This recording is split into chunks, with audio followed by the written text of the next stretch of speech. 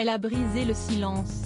Pendant 4 ans, de ses 11 ans à ses 15 ans, Emmanuelle Béard a été victime d'inceste.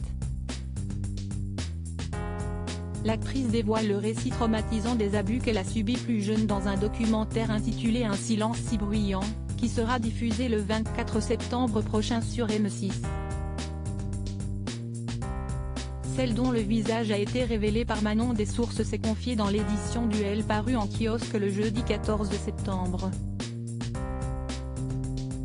Emmanuelle Béard avait 14 ans lorsqu'elle a eu le courage de le dire à sa grand-mère. Dans un premier temps, j'en ai parlé à ma grand-mère, c'est elle qui m'a sauvé la peau, a-t-elle révélé.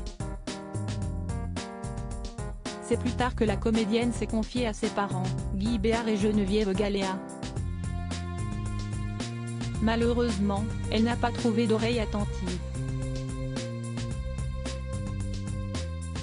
Une réaction à laquelle elle ne s'attendait pas, car rien n'a changé après ces troublantes révélations. Quelqu'un qui ne l'a pas vécu. Je pense que ça n'arrive pas au cerveau, a-t-elle expliqué.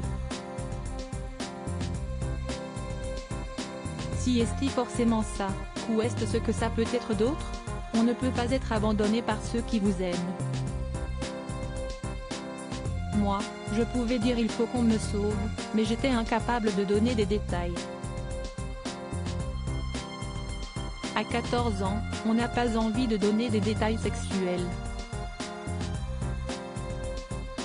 Je pense que c'était abstrait pour les autres.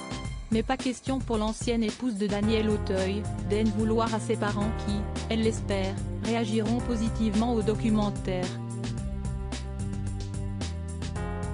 Emmanuelle Béard, qui sont les hommes qui ont marqué sa vie? Emmanuelle Béard se confie sur le traumatisme de l'inceste jeudi 14 septembre sur RTL. Emmanuelle Béard a évoqué sa vie d'adulte traumatisée par 4 longues années marquées par des abus.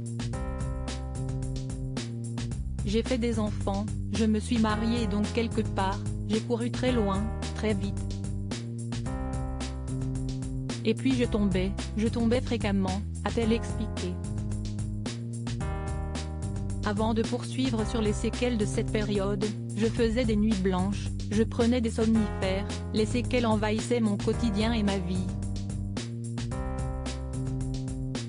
Emmanuelle Béard entend retrouver la paix en se livrant à cœur ouvert dans son documentaire. Crédit photo, SGP.